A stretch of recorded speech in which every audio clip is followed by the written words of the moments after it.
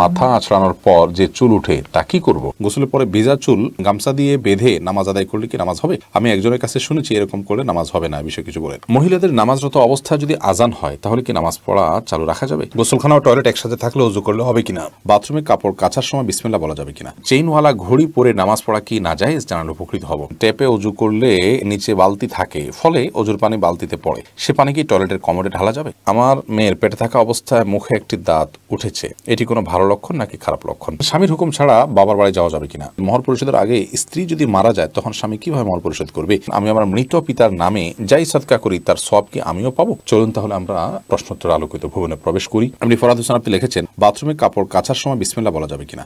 বাথরুমে কাপড় কাচার সময় বিসমিল্লাহ বলবেন, বিশেষ করে যখন কমোডের সাথে আপনার ওই জায়গার পার্টিশন থাকবে। যদি পার্টিশন না থাকে তাহলে ওযুর সময় যেরকম মুখে বিসমিল্লাহ বলা নিষেধ, অনুচিত, মাকরুহ, ঠিক একইভাবে এখানেও মুখে বিসমিল্লাহ বলবেন না, মনে মনে বিসমিল্লাহ বলে কাপড় কাচবেন। জারিফা জান্নাত আপনি লিখেছেন, গোসলের পরে ভেজা চুল গামছা দিয়ে বেঁধে নামাজ আদায় করলে কি নামাজ হবে? আমি একজনের কাছে শুনেছি এরকম করলে নামাজ হবে না, বিষয়ে কিছু বলেন। না, এরকম করে নামাজ হবে না এমন কোনো কথা নেই। আপনি একজন নারী হিসেবে আপনার পুরো শরীর আপনাকে ঢেকে নামাজ পড়তে হবে, শুধুমাত্র মুখমণ্ডল এবং দুই হাতের কবজি আপনি খোলা রাখবেন। এর বাইরে অন্য কোনো শর্ত নেই। আপনি গামছা দিয়ে ঢাকেন বা গামছা দিয়ে বেঁধে তার উপর দিয়ে অন্য একটা কাপড় দিয়ে ঢাকেন, কোনো অসুবিধা নেই। এরপরে কাজী ফাতেমা আপনি লিখেছেন, মহিলাদের নামাজরত অবস্থা যদি আজান হয় তাহলে কি নামাজ পড়া চালু রাখা যাবে? কোনো অসুবিধা নেই। আজান হওয়া হলে নামাজ বন্ধ করে ফেলতে হবে, কোনো কথা নেই। আপনি নামাজ পড়ছেন, ইতিমধ্যে আজান শুরু হয়ে গেছে, আজান মুয়াজ্জিন সাহেব দিতে থাকুক, এদিকে আপনার নামাজ আপনি কন্টিনিউ করতে থাকেন, কোনো সমস্যা নেই। এরপর জেসমিন আক্তার আপনি লিখেছেন, গোসলখানা ও টয়লেট একসাথে থাকলে ওযু করলে হবে কিনা? বাসা যদি গোসলখানা এবং টয়লেট একসাথে থাকে সেক্ষেত্রে ভেতরে ওযু করলে ওযু হয়ে যাবে, কিন্তু উত্তম হলো কমোড এবং টিপের মাঝে কোনো পার্টিশন না থাকলে, আড়াল না থাকলে সেক্ষেত্রে বাইরে ওযু করবেন, এটা হলো উত্তম। কিন্তু যদি ভিতরে ওযু করেন তাতে ওযু হয়ে যাবে, কোনো অসুবিধা নেই ইনশাআল্লাহ। সৈয়দ আবু হায়দার আপনি লিখেছেন, চেইনওয়ালা ঘড়ি পরে নামাজ পড়া কি নাজায়েজ? জানালে উপকৃত হব।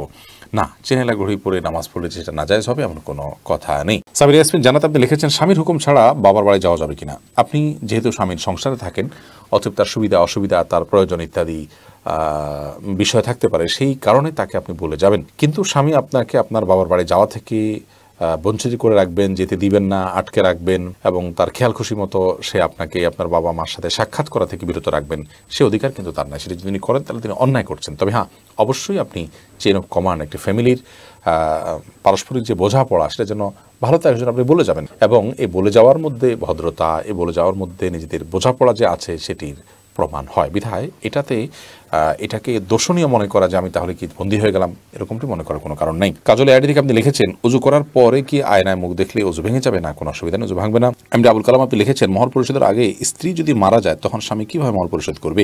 তার পক্ষ থেকে দান সদকা করে দিবেন, কিন্তু উচিত হলো জীবদ্দশাতেই মহর পরিশোধ করা। এরপর আমির হামজা আপনি ইউটিউব চ্যানেলে আমাদের প্রশ্ন করেছেন, আমার মেয়ের পেটে থাকা অবস্থায় মুখে একটি দাঁত উঠেছে, এটি কোনো ভালো লক্ষণ নাকি খারাপ লক্ষণ? সন্তান গর্ভে থাকা অবস্থায় যদি মুখে দাঁত উঠে সেটা কোনো খারাপ বা ভালো লক্ষণ নয়। এটার ডাক্তারি কোনো ব্যাখ্যা আছে কিনা সে ব্যাখ্যা আপনি জানার চেষ্টা করবেন। এর বাইরে এটাকে অন্তত কুলক্ষণ মনে করার কোনো সুযোগ নেই, কারণ ইসলাম আসলে কোনো কুলক্ষণে বিশ্বাস করে না। আফরোজা ইসলাম রানী আপনি লিখেছেন, নতুন ঘরে বসবাস করার আগে মিলাদ পড়ানো জায়েজ কিনা? নতুন ঘরে বসবাস করার আগে কোনো মিলাদ পড়াবেন না, এরকম কোনো নির্দেশ আমাদেরকে দেয়নি। আপনি নতুন ঘরে ওঠার সময় বিসমিল্লাহ বলে আল্লাহর নাম নিয়ে উঠে যাবেন। এর জন্য আলাদা কোনো আনুষ্ঠানিকতা আপনাকে করতে হবে, কোনো বাধ্যবাধকতা নয়। হ্যাঁ, আশপাশের লোকজন বা এলাকার মানুষ কিংবা আত্মীয় স্বজনকে ডেকে আপনি দাওয়াত খাওয়াতে চান আপনার খুশি একটা উপলক্ষে, সেটা সম্পূর্ণ আপনার ব্যাপার, শরীয়তের কোনো বিশেষ নির্দেশ নাই। আর এর জন্য মিলাদের আয়োজন করতে হবে কোনো নির্দেশ ইসলাম আমাদেরকে করেনি। আইরিন সুলতানা মাহি আপনি লিখেছেন, ট্যাপে ওযু করলে নিচে বালতি থাকে, ফলে ওযুর পানি বালতিতে পড়ে, সে পানি কি টয়লেটের কমোডে ঢালা যাবে? কোনো অসুবিধা নেই, বরং ঢালাটাই উত্তম। বিশেষ করে কমোড পরিষ্কারের জন্য, টয়লেট পরিষ্কারের জন্য, বা কোনো গাছ ইত্যাদি থাকলে সেগুলোর গোড়ায় পানি দেওয়ার জন্য, যে কোনো কাজে আমরা এই পানিটা ব্যবহার করাই উচিত। কারণ ওযুর যে পানিটা, এই ব্যবহৃত পানিটা, এটা অন্য কাজে লাগানোটা কোরআন হাদিসের দৃষ্টিকোণ থেকে কোনো নিষিদ্ধ কিছু নয়, এটা নাপাক নয়। এটা আমরা হয়তো এটার মাধ্যমে পবিত্রতা অর্জন করতে পারবো না, কিন্তু অন্য যে কোনো কাজে আমরা ব্যবহার করতে পারবো। ধরুন কমোড পরিষ্কার করা কিংবা বাথরুমের ভেতরের অংশ পরিষ্কার করার জন্য পানি ঢালতে পারি, কোনো অসুবিধা নেই, কারণ এই পানিটা নাপাক নয়। এরপরে নুসরাত মাহি আপনি লিখেছেন, আমি আমার মৃত পিতার নামে যাই সদকা করি তার সওয়াব কি আমিও পাবো? আপনার মৃত পিতার নামে যে সাদকা আপনি করবেন, আশা করা যায় আল্লাহ রাব্বুল আলামিন আপনাকেও এক্সট্রা হিসাবে তার সাদকার সওয়াব দিবেন। কারণ আপনি যেহেতু পরিশ্রম করেছেন, আপনি যেহেতু কষ্ট করেছেন, আল্লাহ রাব্বুল আলামিন সেজন্য আপনাকে বঞ্চিত করবেন না। কারণ আল্লাহ রাব্বুল আলামিন কাউকে তার পরিশ্রমকে পণ্ড বা ব্যর্থ হতে দেন না। যতক্ষণ পর্যন্ত সেটি আল্লাহ সন্তুষ্টের জন্য হবে এবং সঠিক নিয়মে হবে। আফিফ হাসান শুভ, আপনি লিখেছেন টাকাতে ছবি থাকে, বুক পকেটে রেখে নামাজ পড়া যাবে কিনা? যাবে, কোনো অসুবিধা নেই, কারণ সেটা প্রদর্শিত হচ্ছে না, ভেতরে আছি।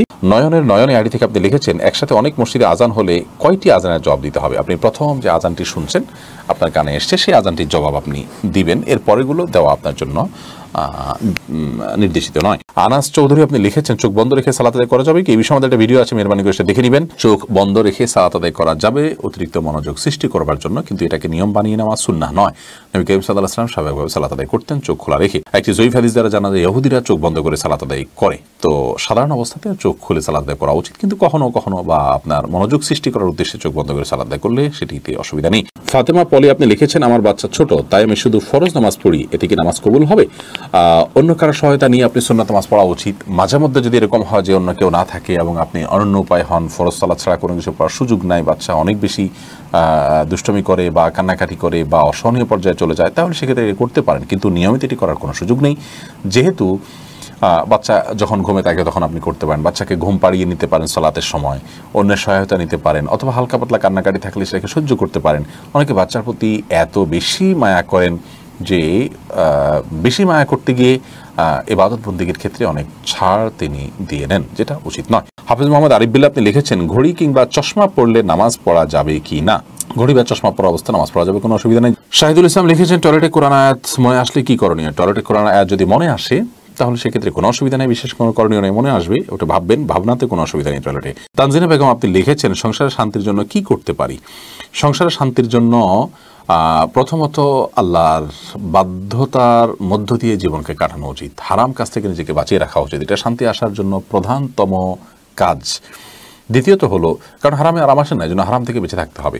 দ্বিতীয়ত হলো সংসার শান্তি আনার জন্য সবর করতে হবে, ধৈর্য ধারণ করার মানসিকতা আনতে হবে, ছাড় দেওয়ার মতো মানসিকতা আনতে হবে। দুনিয়ায় সব নয়, সেটি মাথায় রাখতে হবে। অতএব দুনিয়াতে বিভিন্ন সমস্যা, বিভিন্ন বিপদ, বিভিন্ন মুসিবত, এগুলোকে মেনে নেওয়ার মতো মানসিকতা এবং প্রবণতা আমাদের মধ্যে থাকা চাই। হোসাইন, আপনি লিখেছেন চ্যাটিংয়ের সময় মিথ্যা কথা বললে কি গুনাহ হবে যদি মন থেকে না বলি? মিথ্যা সর্বাবস্থায় গুনাহ, মন থেকে না বললেও সেটা গুনাহ হবে। এরপরে নাইম নূর লিখেছেন মসজিদের ভিতরে কথা বললে 40 বছরের ইবাদত নষ্ট হয়ে যায়, কথাটা কি সঠিক? না, এরকম কথা কোনো দেশে আছে বলে আমার জানা নেই।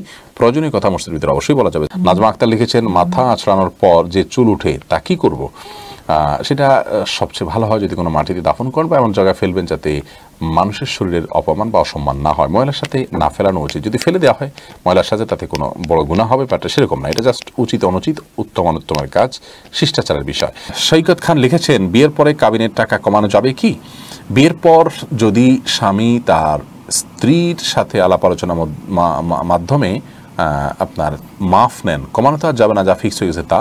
স্ত্রী যদি কোনো কিছু মাফ করেন তাহলে আল্লাহ তাআলা সে সম্পর্কে বলেছেন ফাকুলুহু হানিআম মারিআ, তাহলে সেটা তোমরা ভক্ষণ করতে পারো বা ভোগ করতে পারো। স্ত্রী যদি বলেন যে ঠিক আছে আমি তোমাকে ছাড় দিলাম, আপনি দিতে পারেন না, সামর্থ্য নাই, আপনি তার কাছে ছাড় চাইলেন, সে যদি ছাড়টা দিয়ে দেয় তাহলে সেটা ভোগ করতে পারেন। বাট এর মানে এই নয় যে মোহর পরিবর্তন হয়ে গেছে, মোহর যা ছিল তাই